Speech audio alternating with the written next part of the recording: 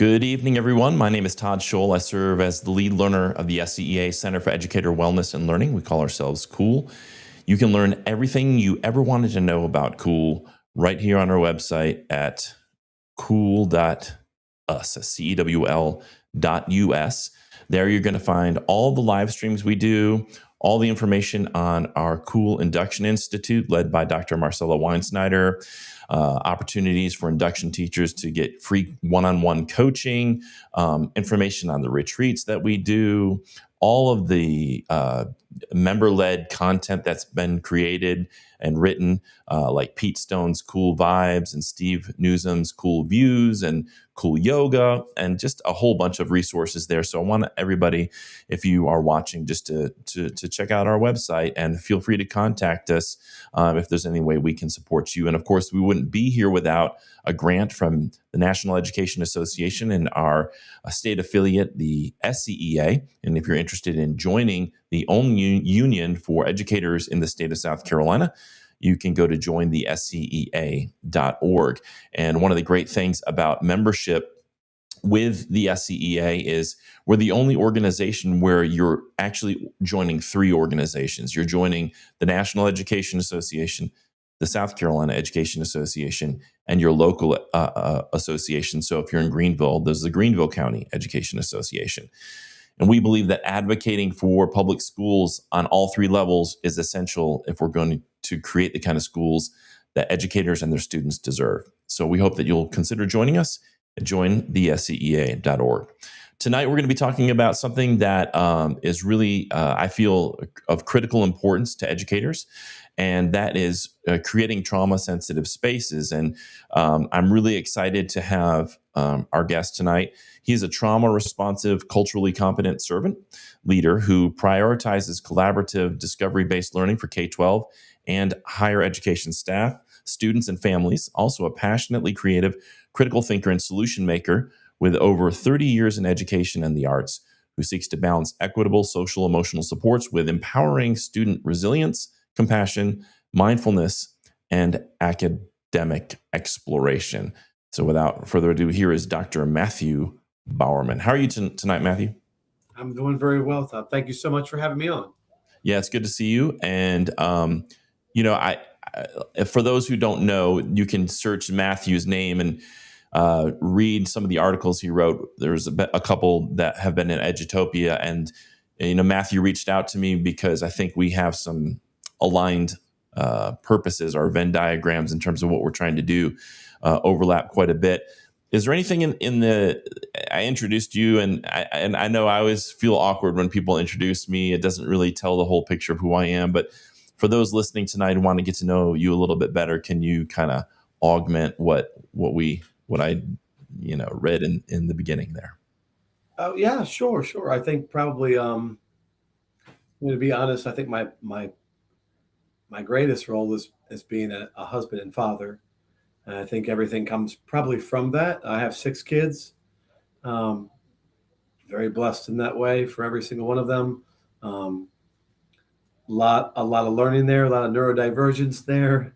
All at different places in their lives and at different places in school, and also as well as being a husband. These dual roles, I think, help shape so much of what led me into becoming an educator and have kept me in those spaces.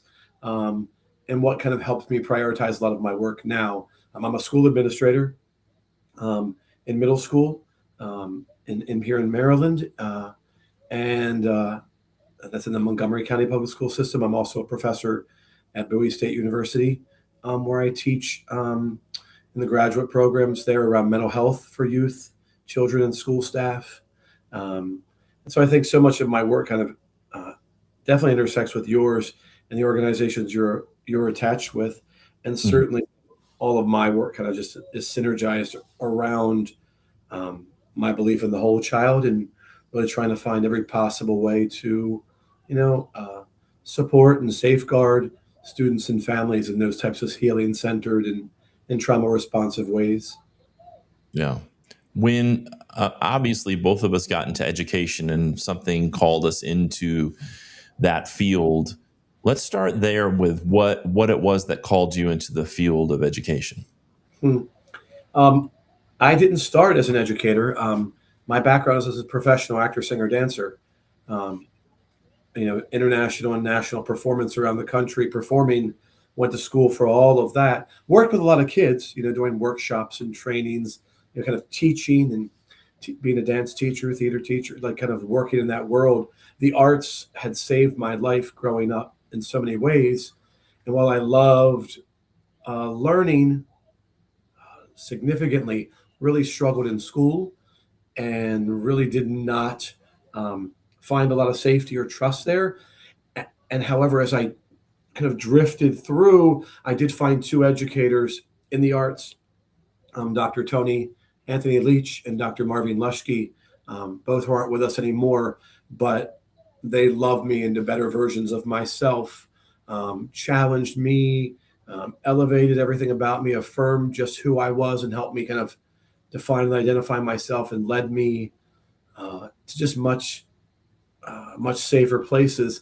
And I think when I looked back on like career decisions and ideas, um, when I was first going to be a dad and wanted to kind of give back in a different kind of way, and chose education, it was my memories of them, my love of them, and what they had given me, and how they had nurtured and in essence educated me to say that that is it, that I would love to try to find in myself as a human being, as an artist, maybe as an educator, to give back to other kids in communities, maybe with similar backgrounds as mine, similar experiences. Um, and that kind of led me on the path that really kicked things off. Yeah. So one of the interesting things is when you do this kind of work in terms of mindfulness or trauma informed education, um, it seems almost invariably that the people that I know who've really kind of gone deeply into that work, there was something that kind of led them there. I'll just share my personal story real quick because this isn't about me, but I was dealing with, as an early career educator and becoming a father for the first time, was dealing with a lot of stress and just feeling overwhelmed, and led to being diagnosed with an anxiety disorder, and went to a therapist who recommended mindfulness. And I'd heard about that. I'd heard about meditation and mindfulness, but I'd never really adopted the practice for myself. And then when I did, when I adopted that practice, it started to help me unravel that anxiety that I was feeling, and that just constant feelings of being stressed out and overwhelmed.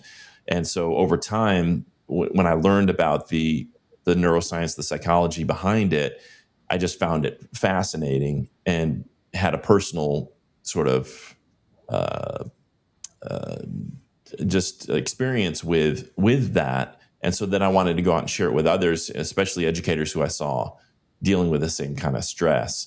And so that led to us developing retreats, and then developing the center. And then the whole reason why we're having a live stream tonight is just around that work of trying to bring these healing modalities to educators uh, who are so often the just being exploited and overwhelmed, and just dealing with a lot of stress, a lot of the different things that are being put on their plate. Can you sort of talk a little bit about what drew you into this kind of work, not just education, but into these healing centered practices, and why you think they're so important for not only you but for all educators? Absolutely. Thanks for sharing your story. I think you appreciate your vulnerability and your honesty, I must say. And I also, you touched upon something I think we see across the country. Um, you know, People in education, from your paraeducator to your teacher to your school administrator, are trying to bring so much to the experience of K to 12 school every day, and pour so much of themselves into people, children, families, and the bandwidth, the energy and emotional commitment that takes, working trauma adjacent, and the compassion fatigue that creates. And the bandwidth gets smaller and smaller and smaller, and you see that anxiety, that fatigue, that burnout, that weariness, that fragility, just that kind of like holding onto the edge, as it were, while trying to show up every day compassionate, kind, resilient, energized. We just have seen such a toll on educators um, in these spaces, creating so much of that, social emotional distress. Um, and it just really it made me think a lot about that. But um, I mean, for me, I kind of mentioned a little bit of the kind of the running theme for myself when I was just speaking a few minutes ago. But I loved school. I mean, I love learning. I just didn't feel safe. And I came from a very young age, a pretty significant amount of uh, sexual abuse and physical abuse. Um, and there were pretty significant pieces of it that happened in school environment.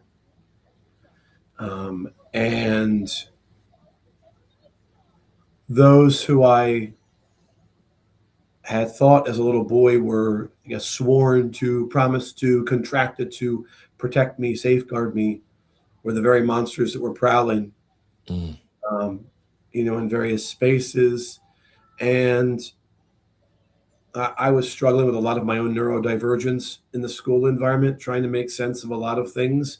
And as I kind of pinballed around in all of that, when they came prowling, I mistook a lot of that, not understanding what was being whispered, what was being touched, all these things that were happening to me, and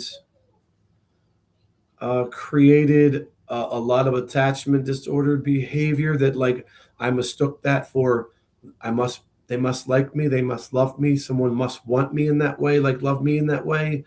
And so it just made me more vulnerable for a repeating cycle of those abuse patterns um, for an exceedingly long time in my life.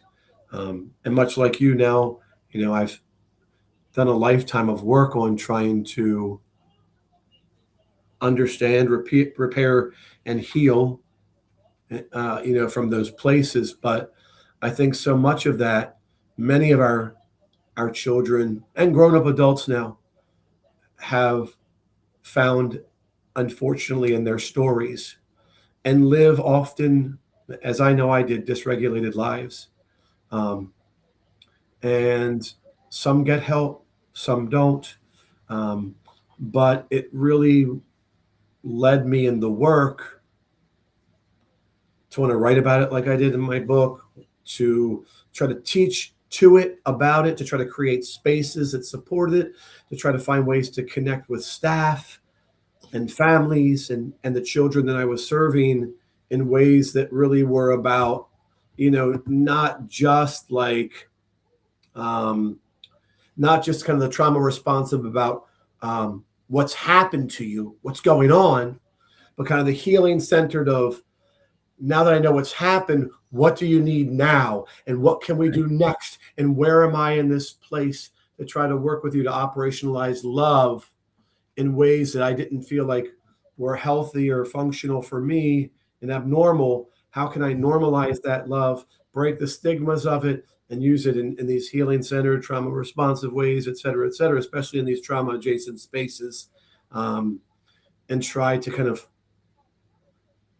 reverse the course of my experiences by getting the training, the skills, the approach, and then my own mental health as well, to engender myself to work in those ways, and to also be in school communities that had those needs, and then try to also, like you mentioned, write about it, explore about it, research about it, um, to try to make positive impacts. It's trauma's not the exception; it's the context. Um, like we're not waiting in our K to 12 schools for trauma to show up. It already has. It already lives there. Like, Right. growing up, I didn't have any of that, but the monsters were already prowling. They were already seeking. They were already hungry. They were there before me. They were just waiting for someone or something. I happened to fall into their jaws. They happened to be under my beds, in my closets, in the places that I thought I was going to learn. And I ended up learning very different lessons. And I wanted to break those cycles for myself, and learn from them, and then, try to do all I could, I guess, just all I could, to try to create new experiences of love and safety, trust, and joy, for children that had escaped me. Yeah.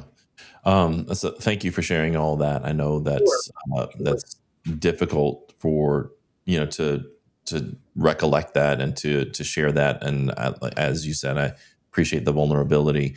One of the things that I think happens is anytime there's a buzzword in education, and trauma informed has become kind of it's been a kind of a buzzword, and I hate to even reduce it to that because I don't think it is a buzzword. I think it's just, like you said, finally schools recognizing that trauma exists and that it is a barrier to students reaching their full potential. But one of the things that I think happens is people want to package that into a training in how to manage trauma in their students.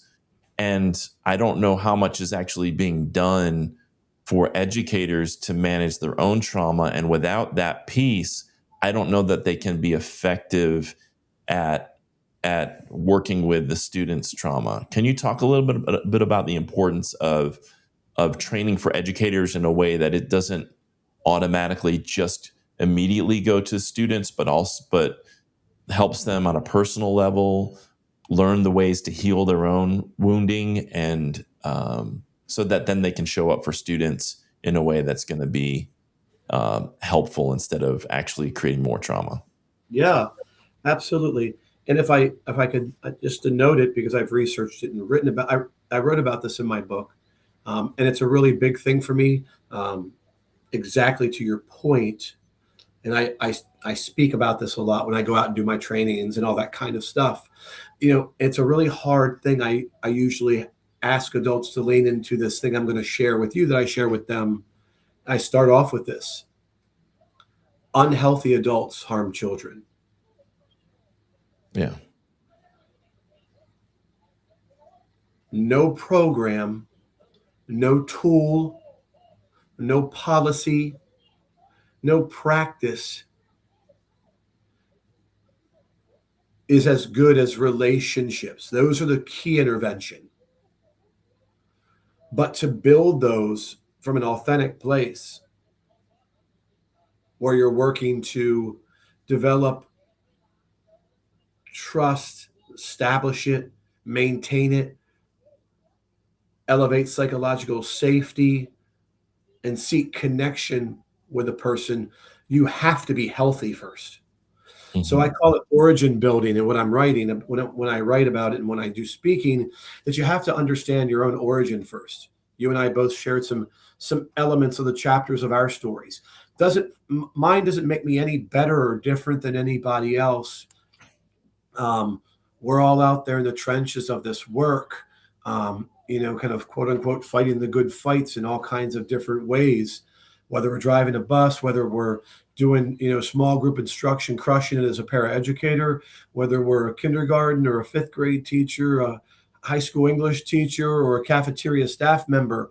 There's opportunities at every point to create relationships is the key intervention with kids. But unless you're doing work to figure out who you are, what you're about, what you've come from, what's impacted you in loving, positive ways, what's created damage, what's created, where are your unmet physical, social, emotional needs? Because no program outperforms a regulated, attuned adult. Right. So like trauma sensitive schools, trauma informed, trauma responsive, healing centered, the investment really is in our people and how they deal with, how they work with, how they collaborate with, how they support children. Every interaction then is an intervention, but you have to do whatever work it is for you. It might be doing grounding exercises every day, breath work, grounding from the feet up or the head down, body work, body scans, doing something in that world of mindfulness, because the intersectionality around mindfulness and trauma and healing are critical to really understanding oneself in terms of your own journey, your own trajectory for how you land every day in the classrooms to show up on that given day to your most healthy. And there are going to be days, many of them, where you're not feeling your best or you're really struggling with anxiety or trauma, and backstory and things like that. And that's okay as long as you're doing work to get clean, to get healthy, to heal, and from those places make changes so that you are doing work that is regulated and you're not creating impact that negatively hurts, harms, re-triggers, creates, triggering in the children of which you serve. Right. I think that some people, they're aware of what they've been through in their life, obviously, but they're not necessarily. I know for me anyway, they're not aware of the sort of these unconscious patterns that come up as a result of what's happened to them in childhood and kind of who they became. And a lot of really great work being done in IFS. I don't know if you've heard of IFS, I do. Richard Schwartz. Richard Um, Schwartz. so there are these different parts of us that are developed in childhood, and we just have always had those parts with us, and we've had these certain patterns of behavior that have always been with us and just seem normal to us, and we're not even aware of the fact that of like how they play out in the way we cultivate those relationships with a spouse, with their own kids, let alone with students that come into the classroom. And I think that one of the things that for me in creating trauma sensitive spaces, one of the key elements is to have those educators start to become aware of what has been unconscious, and that does require a great deal of work, whether it's through therapy and just sort of self reflection, is and seeing those patterns come up. So for example, sometimes your anger towards a student might just be a triggering of that part of you that feels defensive, and you think it's totally justified and normal. And this isn't to throw judgment at educators, because it's such a hard job, and being human is challenging enough, and being responsible for 25 or 30 humans and their trauma and things that trigger them, it's a really complicated dynamic. But can you talk about the importance of and how an educator can start to sort of see those unconscious patterns and the parts of themselves that might be showing up in ways that aren't conducive to a trauma sensitive space? Certainly. Certainly. And you hit on some really important things. I will say first, to tie back to one thing, um, I kind of break down some of these terminologies, these labelings and things that you were referencing. A trauma sensitive kind of person, you start to be aware, right, that trauma exists in yourself or around you in one form or another. And when I teach and talk about it, we look at acute, chronic, and complex trauma frequently, or direct and vicarious. But around you, sensitivity and awareness. From that level, you kind of move into the trauma informed. I'm getting information. There might be trainings, things I'm reading to try to begin to build my capacities in terms of understanding, approach, and maybe some implementation in work I do. And then getting to the trauma responsive level, where you're really working in intervention and prevention at a much more elevated level, avoiding reactivity and re-traumatization and things like that. And you're becoming a much more elevated practitioner. And then, of course, the kind of other school of thought around the healing centered approach too. But I agree in terms of any of those kind of levels, or layers of it, that training for school staff, all school staff who need this, Right. has to be sustainable and consistent. It can't be about checking boxes. It has to be really targeted to that school, that school's children, that school's demographics and family histories, the historical knowledge attached to that particular environment, and really tailored every single time for what that environment and community needs. And then it is ongoing, so that the capacities are always being built in the people servicing the students and families. So I want to share that kind of first as some context. But at a deeper level, what you're talking about here, um, you know, there's a lot neurobiologically, right? You mentioned IFS, and there are all different types of things. Somatic therapy and IFS and EMDR, all these critical mental health um, strategies, techniques, approaches. And I'm not a therapist. I have the benefit to work with many of them in many different kind of contexts. But because teachers aren't working neurobiologically at any given time, right? They're in the moment. They're pouring in so much. Stakes are high, whether it be testing stakes, observations and evaluation stakes, just trying to help a child pass who's struggling. I kind of layered out from a trauma responsive and healing centered mentality around three different areas that educators at any level can be aware of so they can monitor, bring awareness to self first, and from those places make changes and really make adjustments to approaches. So it's really around three things: emotional regulation, hyperarousal, and what's called interoceptive awareness. So, if we talk, and I'll keep it like at a digestible level. So, kids have big feelings all the time. A 12th grader or a kindergartner have big feelings all the time in many different ways. And whether it be puberty and adolescence that help them kind of manage and function through that, or a complete inability to access and understand any way to cope with it. They experience big feelings, just like us as adults. So the emotional regulation piece is really all about those big feelings that happen and how to learn how to manage those feelings when they happen. Trying to give students, trauma sensitive spaces, we can call them, school wide sensory or regulation spaces, as well as like very predictable, manageable, clear expectations, boundaries, and guidelines that staff can thrive within and the kids can thrive within, in order to, uh, accept the feelings for what they are, to meet those feelings and validate them where they are in ourselves and in our kids, and then be able to work on managing those, whether it might be through a social story, it might be through how you're using your proximity and your voice. It might be co-regulation like techniques where we're both practicing posture and breathing, attitude and pacing, avoiding some kind of power struggle and really connecting on a human level. So that managing of those feelings first, identifying what the feelings are, what they feel like, acknowledging that it's okay to have them, and then what do we do with them from there?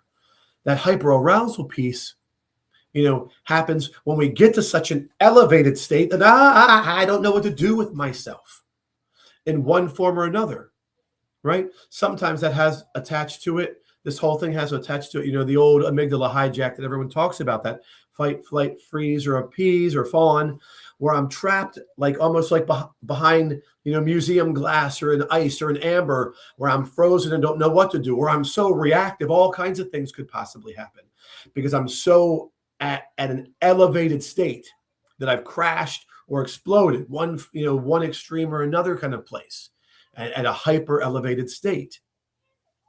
And so we have those two things going on there where we get caught in some level of extremes while learning how to manage these big feelings in ourselves and our kids.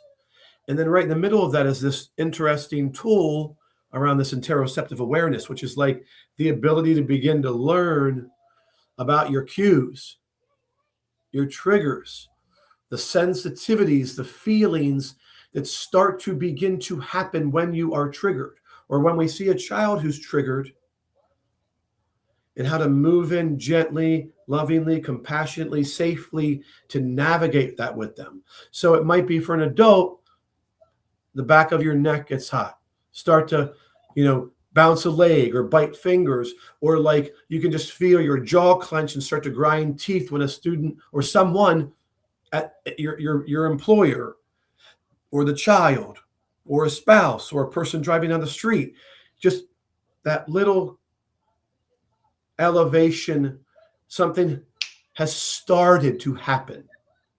I often kind of talk about this like a rubber band theory, where if you stretch a rubber band really long, right, and it gets to that white place, that like bink, like that high point of tension, when you've been triggered, I feel like And I see this in my students. I see it with staff. I felt it with myself. It's that bing, it's that place right there where something could snap that you have to be aware when you start to stretch. That's the place interoceptively that you're trying to be aware of that something is starting to happen and I need to take a step back, a step away, or do something for myself to check my internal systems and match them with what I'm showing or demonstrating and try to create some balance there, some mindful awareness, some Right. sensitivity in order to make a decision to protect myself, those around me, my environment, and give myself a way out or help a student find a way out of that.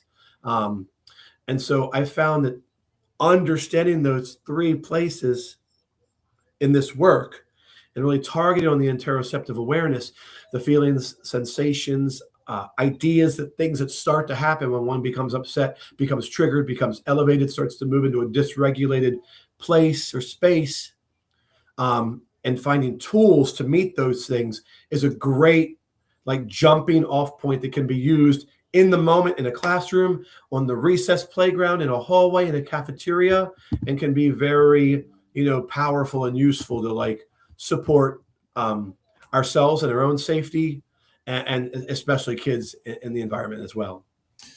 I feel like the system for most educators, which is very much a test crazy paradigm of we were chasing test scores, and then maximizing, bell to bell from the beginning of the day to the end of the day, from pre-K through 12th grade, just really maximizing the whole system, or sort of configuring it in a way where the algorithm, whether we like it or not, the algorithm says we're gonna measure your success based on these test scores.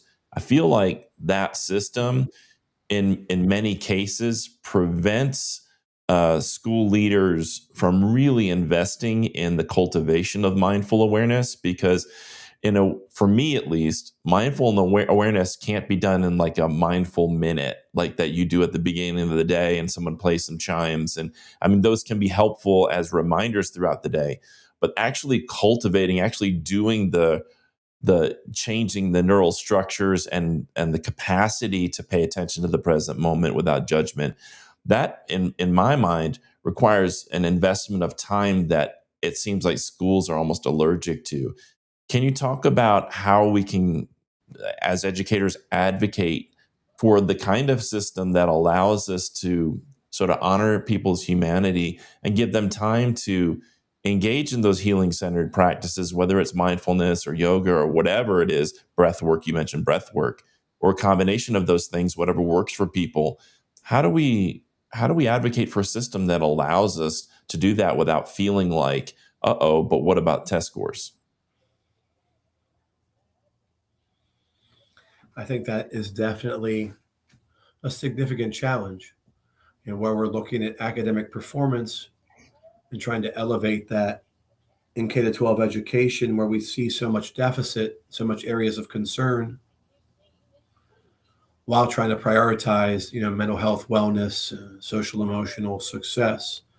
I think, you know, systemically in any school system, nationally, federally, however you want to look at it, I think I think there's some questions maybe that I would guide the framing with first, around any decision making that happens, any policy that's going to be developed at a local, state, or federal level around the decisions at any particular school. As one looks at baseline first, right? What are we? Where are we? And I mean academically as well as climate culture and the social emotional lives of our children. We get a baseline sense of all that. We audit, in essence, that piece of ourselves as a school or as a county, as a state, as a nation, whatever it might be. Right? We look at that first, and then determine from there, based on the experiences of our students, our family, and our staff, where do we want to go and be in terms of the academic rigor and performance increases, as well as the cultural competence, as well as the emotional competency of our students and staff, et cetera. So I think you have to be able to say, like, the decisions we're going to make. One, do they increase a feeling of safety? One, does it offer choice instead of punishment? Is there autonomy instead of discipline? And I get it. I support it. I believe in it. There has to be accountability models and mechanisms around student codes of conduct and how students conduct themselves as young people to be globally minded, civically conscious adults in the world with rules and laws to follow to keep themselves and others safe. And there have to be disciplinary and behavioral interventions in place that is critical for safety and security.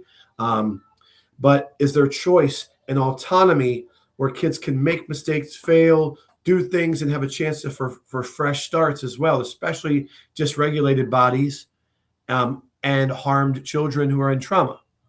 3, does whatever we're doing regulate nervous systems for our adults as well as our children? Does it help to de-escalate the concepts that we're concerned about in that baseline to get us to our desired goal states?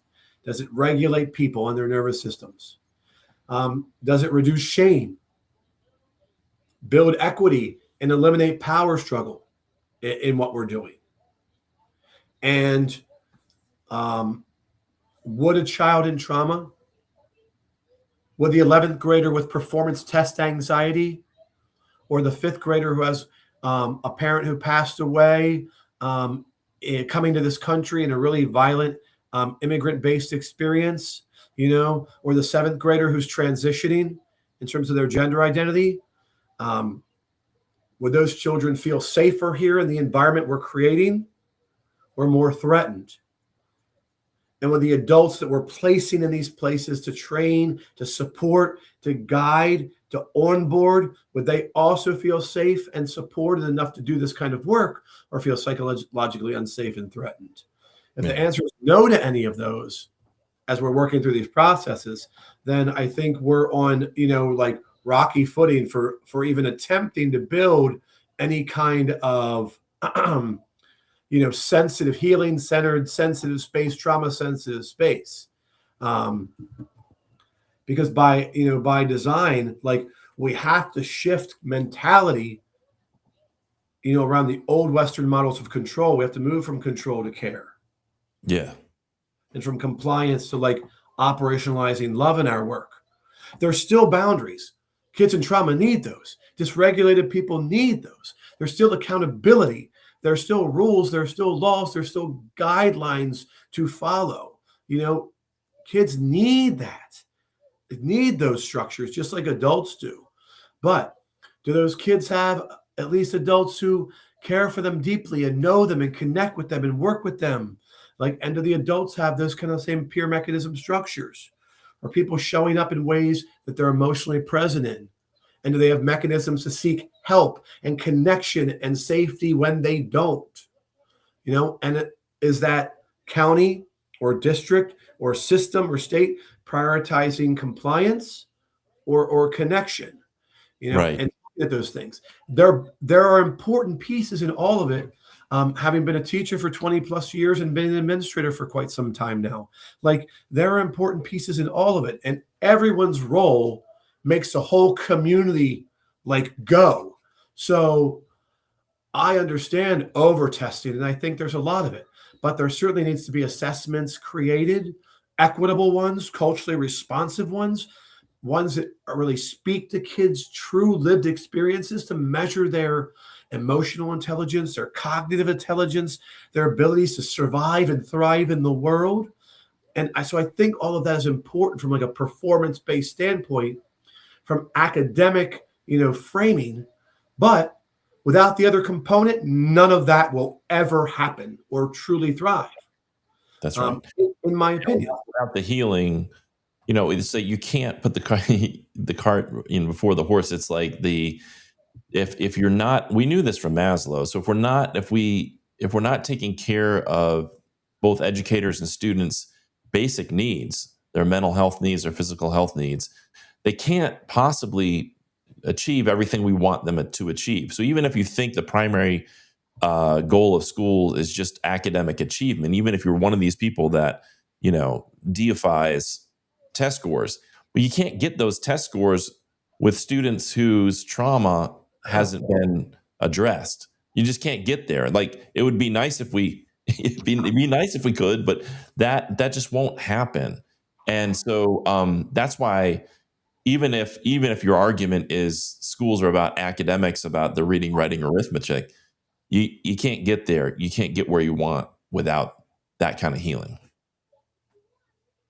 I agree. I think, the word healing always has to come with change. I think, as you heal, you change and transform. Um, and when there is healing, then you can pursue, I think, actively change in various forms. Um, I tell students a lot this idea that, like, that practice makes permanent, not perfect. There's no such thing, right? So there's that healing, those changes are far from perfect. They're messy, they're miraculous, and they're messy. And so uh, you we're working to create as we heal in permanent habits. We're trying to create environments, build systems, policies, practices, procedures, whatever word you want to use, that amplify student and staff voice. Right. Because when people get heard, like when they're heard, not just like listened to, when they're heard, like the nervous system settles. Yeah. There's a collective sigh of comfort and safety and Mm. peace. And when voice gets silenced, hands go up, resistance, the brow furrows, the heart tightens, the jaw clenches, like resistance becomes the norm, and that can't exist in trauma sensitive, trauma informed, trauma, compliance, like it can't exist in those spaces, Yeah. and shouldn't. Yeah.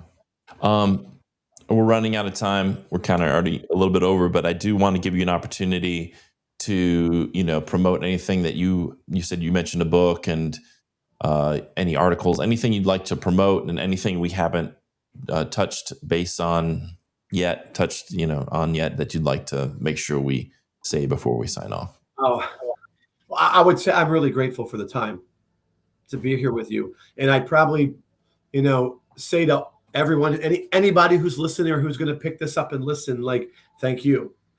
For the work that you're showing up to do every single day. 50% of every single interaction is your responsibility. 50%. So the difference in being here is you. Thank you so much for listening, for showing up, for being a part of this with us, for engaging in this work in love and compassion and courage, and showing up in those ways. Yeah, I have a book. It's called Heart Leader, A Trauma Responsive Approach to Teaching, Leading, and Building Community. Please, I'd love for you to check it out. But more importantly, reach out to me. If you want to connect, if you have questions, problems of practice, things you want to connect on or discuss, let's have a conversation. I'm a partner with you in this work, and you're not alone in it. There are hundreds of thousands of us willing to show up with you and stand with you in this work, because we know how much we care about it and how important it is to safeguard and be a part of saving lives and educating them, and loving them to better spaces. So I really am grateful for the time today. And please reach out to me at social media, email, connect with me. I'm happy to be a partner with you. And Todd, thank you so much for being a partner with me here. Yeah, thank you, Matthew. And I put a link to your book Oh, thank you. in the chat. So folks who are watching, if you're interested in reading Matthew's book, it's the link is in there. And as always, appreciate your time tonight, Matthew, and appreciate what you're doing, and the work that you're doing, and the courage that it's taken you to overcome some of the experiences you've had, and now you're in a position where you can help other adults and young people dealing with some of that same kind of trauma. Right.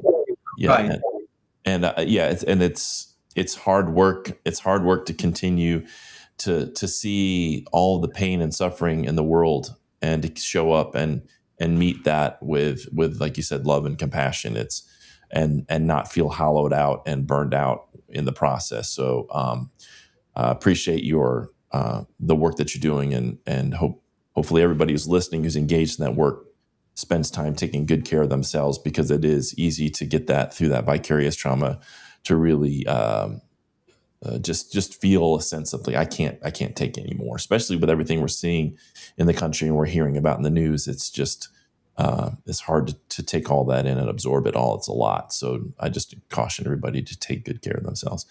Thank you so much, Matthew. Appreciate it. Thank you, Todd. Thanks, everybody. All right, everybody, that was Matthew Bowerman.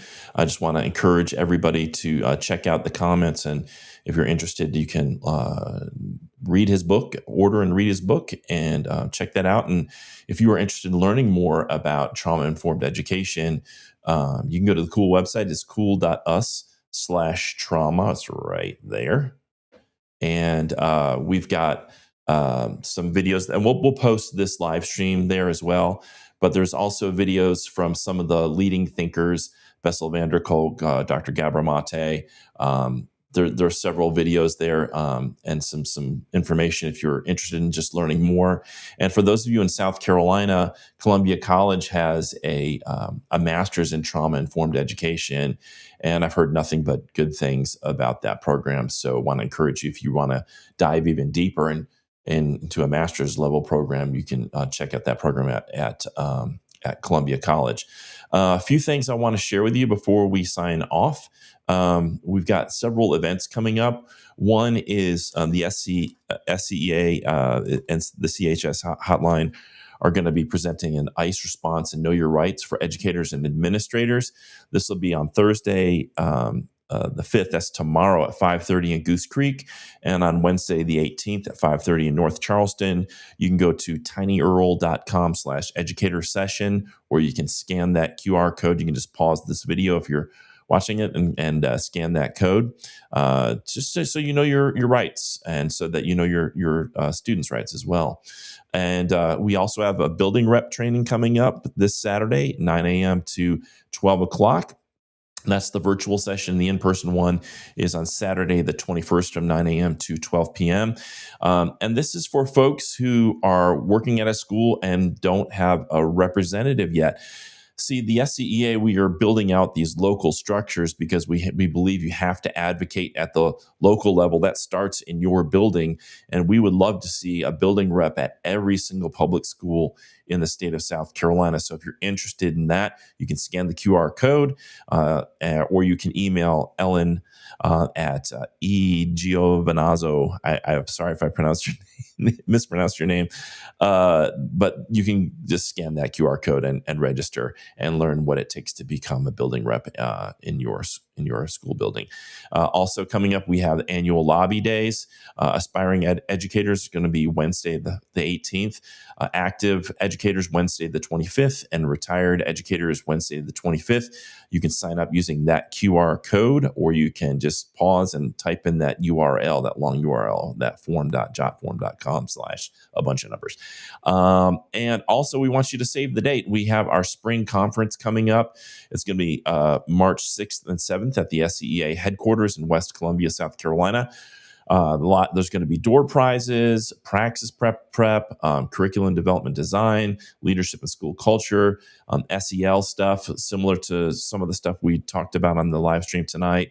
We're going to be celebrating our Teachers of the Year. There's going to be musical entertainment, keynote speakers. So save that date, March 6th through 7th, our spring conference with the SCEA. So we hope to see everybody there.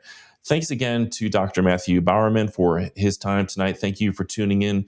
The last little bit I want to share with you is, if you are on Instagram, you can check out, what we'll do is, with a lot of these live streams, we create little bite-sized pieces. So if you don't have time to watch the whole live stream, we try to cut it up into highlights, and we post those along with a lot of other cool stuff that Alex Del Castillo is doing over on Instagram. Just go to Instagram, search for the SCEA, or you can type in that URL. We're also on TikTok, and the same type of content is there, tiktok.com/@the-SCEA. And the last thing I want to promote, and I haven't promoted this in a while, is if you're interested in systems change, if you're interested in looking at what it would be like, what would it be like if a school actually honored the humanity of its educators and students, like actually engaged in the healing-centered practices, and embedded that not as like a mindful moment, but throughout the day and throughout their work with the staff and the students, and just was sort of coded into that algorithm, not just chasing test scores, but actually humanized education. Um, I want to invite you to check out the documentary I created. It's about 2 schools in Floyd County, Virginia, in rural Virginia. It's called, and you can go to cool.us/rehumanizing school. You can watch, there's 4 episodes. Those episodes are around 15 minutes in length. 2 of the episodes feature Blue Mountain School, which is a elementary school here in Floyd County, and 2 feature Springhouse Community School, which is the high school there in Floyd County. So want to encourage you to check out that documentary, and love to hear your feedback on it. You can push back. You can tell me you don't like it. It's fine. But I would love for folks to check that out and engage in conversation around that. So thanks again. Also, one last thing, sorry, is I would regret it if I did not mention this, which is Cool Coach. Induction teachers in public schools in South Carolina. So you do not have to be a member. It's at no cost to you. It's all done online. It's all one-to-one. It's confidential. All you have to do is log on sometime between 6 and 8 every Tuesday and Thursday night. So you can log on at 7:12 or at 6:13, whatever. Just log on sometime between 6 and 8 between Tuesday and Thursday at cool.us/coaching.